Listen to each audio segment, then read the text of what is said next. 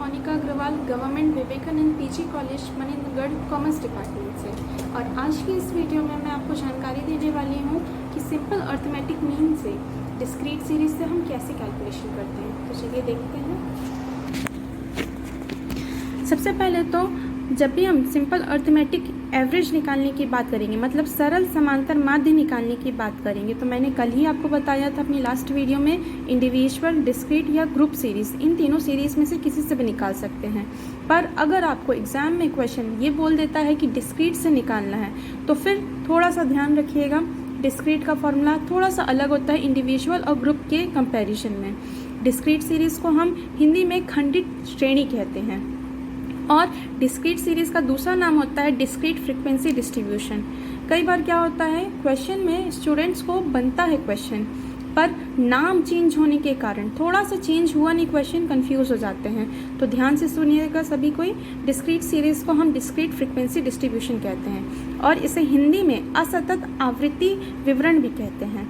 फिर आप इसको 3 फॉर्म में कैटेगराइज कर सकते हैं। सबसे पहला है डायरेक्ट मेथड, प्रत्यक्ष रीति, सेकेंड लघु रीति, थर्ड और लास्ट है स्टेप डेविएशन मेथड, मतलब पद विचलन रीति। तो अब आपको मैं बताती हूँ कि डायरेक्ट मेथड यानी प्रत्यक्ष से कैसे करते हैं। चलिए, तो अब हम simple arithmetic mean discrete series से यानी डिस्क्रीट फ्रीक्वेंसी डिस्ट्रीब्यूशन से कैलकुलेट करने वाले हैं। पहला था डायरेक्ट मेथड, तो हम डायरेक्ट मेथड के अंदर हमारे कुछ स्टेप्स हैं। सबसे पहले रहता है कि आपको वेरिएबल को x मानना है और फ्रीक्वेंसी को f। अच्छा, एक बात याद है आप लोगों को, मैंने आपको बताया था इंडिविजुअल सीरीज में कैसे पता करते हैं कि वो इंडिविजुअल है। कोई भी नंबर्स रिपीट नहीं करते हैं, और जहाँ पर जो नंबर्स रिपीट कर रहे हैं, मतलब आवृत्तियाँ दिखाई जा रही हैं, आप सीधा कैलकुलेट कर सकते हैं कि वो डिस्क्रीट सीरीज के अंदर आता है। क्वेश्चन से कुछ ज़्यादा क्लियर होगा। स्टेप देखिए अभी। सेकेंड होता है multiply each frequency with the corresponding value of the variable. अब आपको यहाँ क्वेश्चन में जो x की वैल्यू दी रहती है और आवृत्तियाँ, मतलब हर एक वैल्यू कितने बार रिपीट हुई है, इन दोनों को आपको गुणा करना है, मल्टीप्लाई करना है। नेक्स्ट स्टेप में आपको जितना भी fx का मल्टीप्लाई आया है, इन सब का समेशन करना है, ऐड करना है। फिर आपको नेक्स्ट स्टेप में टोटल फ्रिक्वेंसी को ऐड करना है, that means n equal to summation f। फिर नेक्स्ट स्टेप में आपको क्या करना है, आपका नेक्स्ट और लास्ट में आपका फॉर्मूला दिया है कि summation fx by n equal to mean. जब अर्थमेटिक मीन निकालना है, मैंने लास्ट वीडियो में भी आपको बताया था कि मीन को हम x बार से रिप्रेजेंट करते हैं। तो चलिए क्वेश्चन देखते हैं एक। यहाँ पर आपको कैलकुलेट करने को बोला है मीन, पर यहाँ पर कोई क्वेश्चन में सजेशन नहीं है कि आपको किस मेथड से करना है। तो ये आप स्टूडेंट्स को ध्यान देने वाली बात है। आप यहाँ पर एक बार क्वेश्चन में अपनी कॉपी को अट्रैक्टिव बनाने के लिए, हाईलाइट करने के लिए आप यहाँ पर चाहो तो लिख सकते हो कि आप डिस्क्रीट सीरीज का क्वेश्चन है और आप किस मेथड से करो। जैसे कि यहाँ प्रत्यक्ष से कर रहे हैं, डायरेक्ट मेथड से कर रहे हैं। देखिए, साइज दिया है, फ्रीक्वेंसी दी है। Size in the sense 6, 7, 8, 9, 10, 11, 12। Frequency दी है, फ्रीक्वेंसी में क्या है, 6 के सामने 5, 7 के सामने 8, 8 के सामने 9, 9 के सामने 12, ऐसे करते करते 12 के सामने 4 दिया है। इसका मतलब क्या हुआ, मतलब 6 जो है वो 5 बार रिपीट हुआ है। वहीं जो 7 है कितने बार, 8 बार। 8 9 बार रिपीट हुआ है, 9 12 के बाद। तो थोड़ा सा यहाँ ध्यान देने वाली बात ये है कि आपको मैंने जैसे जस्ट अभी ऊपर बताया था कि कैसे हम पता करें कि ये सीरीज़ कौन सी है।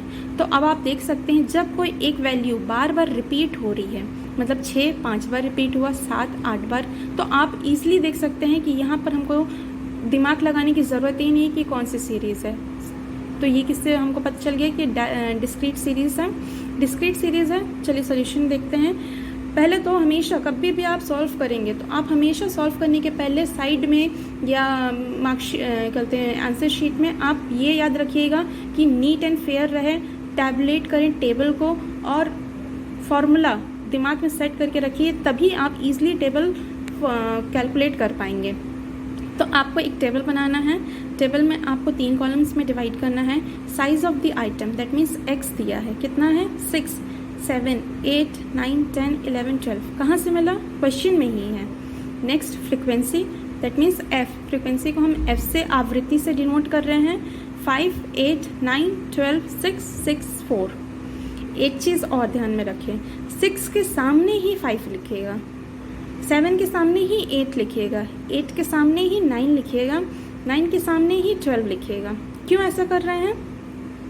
क्योंकि हमें ये बताया है क्वेश्चन में कि 6 5 बार रिपीट हो रहा है, 7 8 बार रिपीट हो रहा है, हम इसको ऊपर नीचे नहीं कर सकते हैं, तो इस बात का ध्यान रखेंगे। फिर लास्ट कॉलम जो है हमारा product of frequency and size of the items, इसमें क्या करना है, हमको गुणा करना, मल्टीप्लाई करना है फर्स्ट कॉलम की फर्स्ट वैल्यू को सेकंड कॉलम की सेकंड वैल्यू से।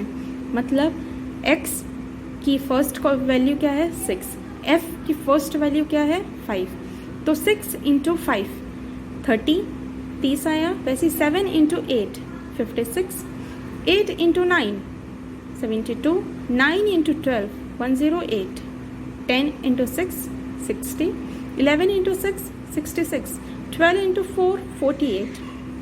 अब हमारा जैसे कि फॉर्मूले की नीड है, फॉर्मूले की नीड के अकॉर्डिंग हमें क्या करना था, समीशन एफ एक्स निकालना है।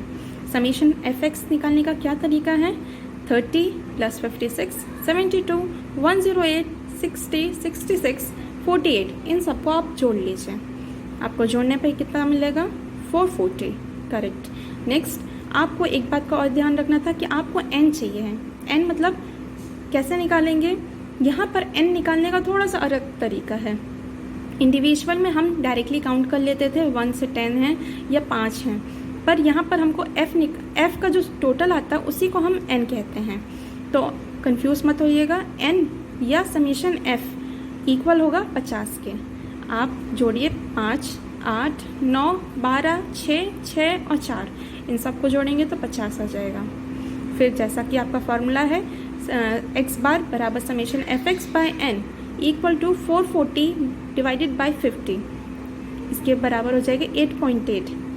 तो ये था आपका सिंपल अर्थमेटिक मीन में डिस्क्रीट सीरीज से कैलकुलेशन या डिस्क्रीट फ्रिक्वेंसी से।